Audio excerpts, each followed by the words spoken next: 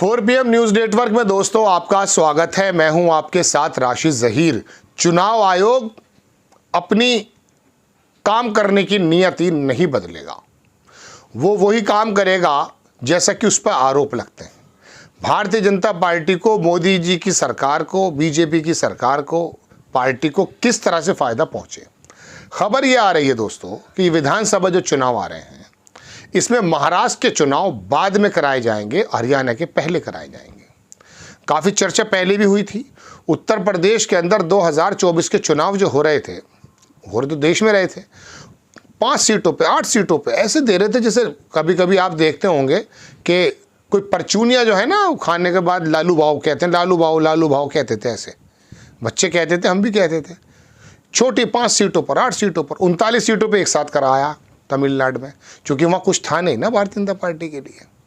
लेकिन यहाँ इस तरह से छोड़ रहा था 8-8 सीटों का मामला कि जैसे बड़ी बहुत हैंडसम तरीके से, बड़े हल्का काम करने का मौका मिले। अब महाराष्ट्र के चुनाव के बारे में और हरियाणा के चुनाव के बीच में लगभग काफ़ी फ़र्क है।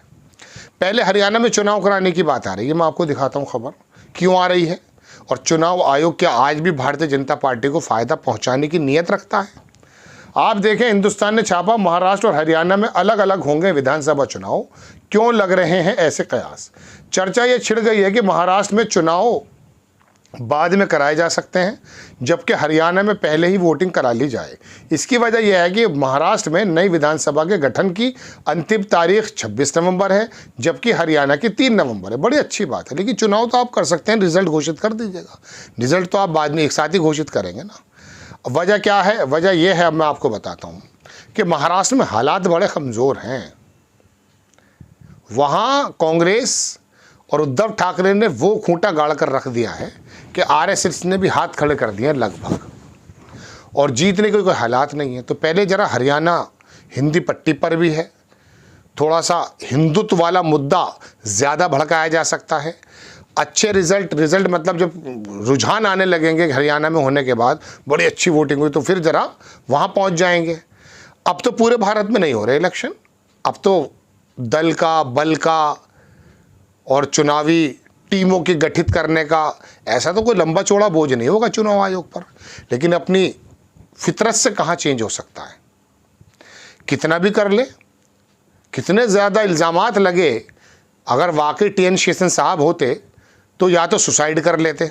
इतने इल्ज़ामात के बाद चुनाव आयोग से दुनिया सीखने आया करती थी। हमारे कुरैशी साहब जो इसके पहले CEC थे, वो बता रहे थे बाहर के लोग आया करते थे कि क्या आपकी प्रक्रिया है, क्या सोफिस्टिकेटेड और बहुत साउंड ज़बरदस्त। और उसके बाद इसको जैसा धरातल में डाला गया और बिल्कुल विपक्षियों की किसी बात का कोई जवाब नहीं है। रामपुर के अंदर जो डंडे पटकाए थे और वोटिंग परसेंटेज होने नहीं दिया था पिछले से पिछले इलेक्शन में, दुनिया ने बताया, वीडियोस देखी। आजम खां का बेटा वीडियो डालता डालता थक गया। हाई कोर्ट में भी कुछ मामला लंबित है। क्या चुनाव आयोग ने कुछ कहा, बताया? अभी इसी दिनों 2024 के चुनाव में संभल में देश के एक बड़े पत्रकार ये बता रहे थे कि DM के पास फ़ोन आया लखनऊ से और कहा फला मुस्लिम एरिया है, 11 बजे तक 40% वोटिंग हो गया है वहाँ पर मुसलमानों का। वहाँ जाके डंडे फटकार दिए गए, पिटाई कर दी गई। द क्विंट ने इसकी रिपोर्ट भी छापी है। उसके बाद उसी DM को बता दिया गया रिपोर्ट बनाइए, आप बताइए। ये तो CB के प्रमुख जैसा मामला हो गया, उसी के पैसे लगे हुए हैं और उससे कहा जाए कि तरह करना अडानी के ग्रुप का मामला ये मामला है। तो दोस्तों बात ये है, बड़ी लंबी खबर है, लेकिन मैं तो छोटी बताना चाहता हूँ कि चुनाव आयोग इतने ज़्यादा अपनी साख को गिरते हुए अपनी आँख से देख रहा है, लेकिन मोदी जी के कदमों में बिल्कुल झुका हुआ है। क्या लगा रहा हूँ मैं, क्यों, क्या कब आप जो है फ़ायदा पहुंचाएंगे। अरे बिल्कुल ही बेशर्मी पे उतर आओ ना, कह दो कि अब हम जिता कर ही दिखा देंगे। करना चाहिए। ये नक्शेबाजी करते क्यों हो? इतने संसाधन होने के बावजूद आप एक साथ इलेक्शन क्यों नहीं करा रहे? पहले आप टेस्ट देखेंगे, थोड़ा सा टेस्ट हो जाए हरियाणा के अंदर क्या माहौल चल रहा है। तो अगर हरियाणा के अंदर अच्छा माहौल हो गया तो फिर वो ऐसा हुआ भी करता है, रुझान जाते हैं एक जगह से दूसरी जगह, तो वो रुझान पहुंचाने की बात है महाराष्ट्र में। क्योंकि वहाँ उद्धव ठाकरे, एनसीपी, शरद पवार ने अभी बुरी तरीके से हार दी है 2024 में। और जो आपके साथी भारतीय जनता पार्टी के साथ लगे हुए हैं वो दल बदलू किस्म के हो रहे हैं। अजीत पवार का पता नहीं कब आ जाए भतीज चाचा की गोद में। और आरएसएस ने, वहाँ एक विवेक करके मैगजीन है, मैंने आपको बताया था, उसने कहा इस अजीत पवार के आने से नुकसान है। तो ये तमाम चीज़ें उसके इतनी ज़्यादा बदनामी और मैं कहता हूँ आरोप लगने के बावजूद भी अगर चुनाव आयोग इतनी ज़्यादा चाटुकारिता में उतरा हुआ है मोदी सरकार की, हैरत की बात। फिर ये नहीं कहना चाहिए कि ये बड़ी अलग संस्थाएं हैं, इंडिपेंडेंट संस्थाएं हैं। ये झूठ नहीं तो और क्या है। आप हरियाणा के अंदर अच्छे चुनाव करा के किसी भी प्रकार से, आपके पास बल की कमी होती तो समझ में आती जब भाई देश भर में ऐसा हो रहा है, लेकिन उसी चुनाव में आपने बताया तमिलनाडु में आपको कोई दिक्कत नहीं है, यहाँ पर आप 8-8 सीटों पर कराए जा रहे हैं। उसके बावजूद भी आप पर कितने इल्ज़ाम लगे, 79 सीट्स पर आपने खेला कर दिया, ऐसा इल्ज़ाम है आपके ऊपर। मैं समझता हूँ कि जिस तरह की संस्थाएं ये बनाकर गए थे हमारे पुराने ब्यूरोक्रेट्स, आज वाकई अगर वो दुनिया में है या दुनिया में नहीं है, उनकी आत्माएं या उनकी लाइफ कितनी ज़्यादा विचलित होती होगी कि हमने कैसे सींचा है। ट्रेन स्टेशन की क्यों मिसाल दे रहा हूँ मैं बार बार आपको, या बाकी देश क्यों देता है?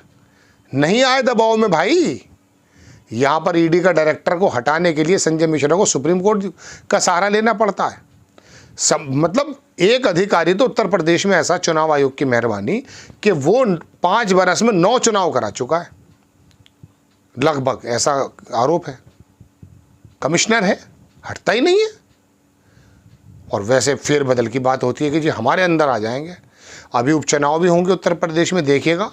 ब्यूरोक्रेसी, चूँकि जाहिर सी बात है योगी आदित्यनाथ जी चीफ मिनिस्टर हैं और उनको अपनी परफॉर्मेंस जो है गुजराती लॉबी के सामने दिखानी है।